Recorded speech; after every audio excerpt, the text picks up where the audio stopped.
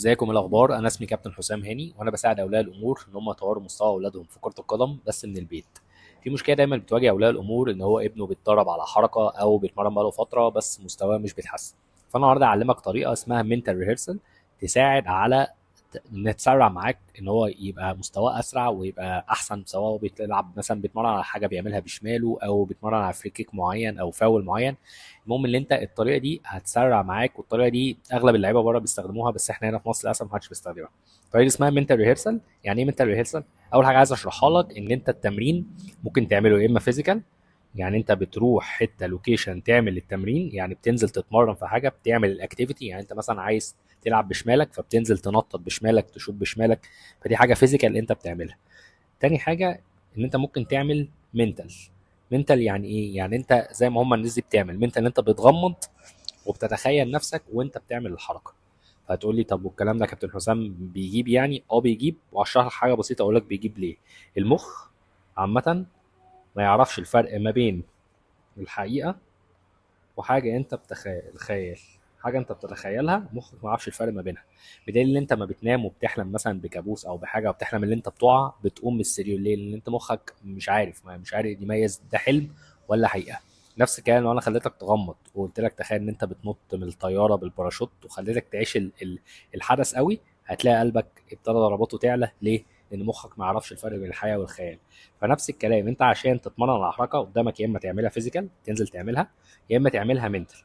منتال ازاي؟ اللي انت مثلا عايز تبتدي تلعب بشمالك احسن، فانت اصلا لما بتيجي تعمل حركه فيزيكال، يعني بتروح تنطط او تروح اكاديميه او تنزل نادي او تتمرن في البيت مع نفسك وتيجي بتنطط، اللي بيحصل ايه؟ اللي انت في الاول الخلايا العصبيه مش مربوطه ببعض، عشان كده انت مش عارف تنطط. يعني انت لما بتيجي تنطط الكونكشن ده ما بينهم او الرابط ما بينهم مش قوي.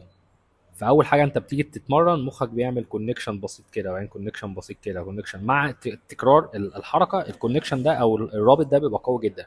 فبالتالي تيجي تعمل حركه مخك بيعرف يبعت اشاره لرجلك الشمال. لو انت بتمرن رجلك الشمال بتوصل لرجلك على طول، تلاقي نفسك سهل تعمل حركه عشان الكونكشن ده قوي، عشان انت كررت الحركه كتير. طب تعال نقول ده لو انت بتعملها فيزيكال. طب تعال نقول انت غمضت عينيك وبتعملها منتال، مفيش فرق خالص برضو. لما بتعملها منتال مخك ما يعرفش، فانت شايف نفسك بتعمل حركه، فالكونكشن ده هيفضل يقوى يقوى يقوى لحد ما تلاقي نفسك ابتديت تعمل حركه. امثله على كده ناس بتعملها. محمد صلاح بيقول لك ان هو قبل كل ماتش بيغمض عينه وبيتخيل ان هو الماتش ده عمل فيه ايه، لو جاله بيلين هيقدر يعمل فيها هيشوطه فين. نفس الكلام كريستيانو رونالدو بيتخيل ان هو اي بيلين هيجيله هيعمل فيه ايه عشان يبقى جاهز وتحت الضغط ما يتخضش. لعيبه تانية بتعمل ايه؟ عندك مثلا في السباحه مايكل فيليبس بيغمض ويتخيل السباق كله قبل ما ينزل المايه، اصلا بيتخيل السباق كله عامل فيه ايه، ولو هو غلط هيصلح الغلط ازاي.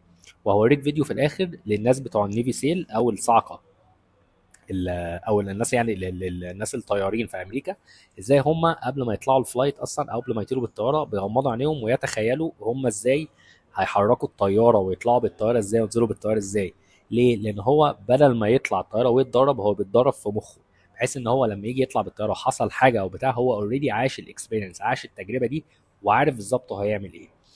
بس فانا اللي عايزه منك عشان تبدا تطور ابنك بسرعه، اول حاجه انت اعمل الحركه، خليه يعمل حركه فيزيكال. مثلا تعال نقول مثلا لو هو بيتمرن يلعب بشماله خليه يعملها 3 في 20.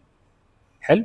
وخليه يعملها منتال 5 دقايق 5 minutes. يعني بعد ما يعملها 3 في 20 خليه بعد ما يعملها خليه يقعد يغمض عينه يحط ستوب ووتش 5 دقايق، ويفضل يتخيل نفسه وهو بينطط برجله الشمال لمده 5 دقايق لحد ما التايم يصفر.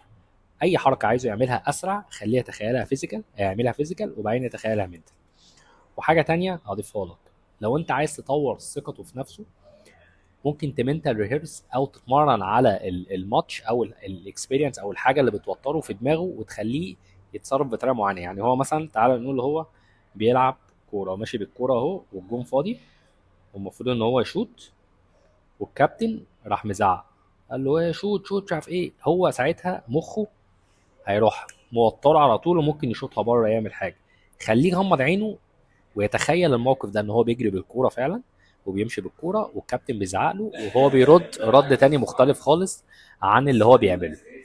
بس لو شايف ان الفيديو ده هيفيدك يا ريت تعمله شير وتكتب لي كومنت، واشوفك ان شاء الله في الفيديو اللي جاي. Smoke up, pull.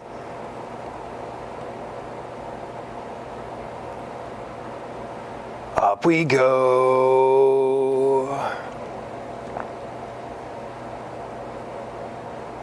Vertical, 4-5.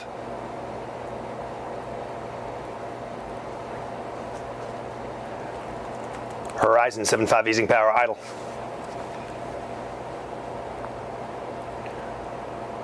Ready, roll hat. On.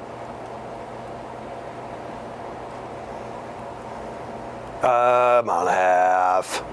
Mark, ground speed. 1 mile. Mark, ground speed.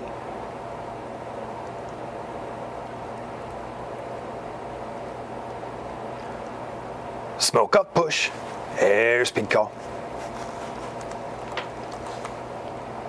All right, Diamond Souls, Comcar Tower Burner. Let's have a go on.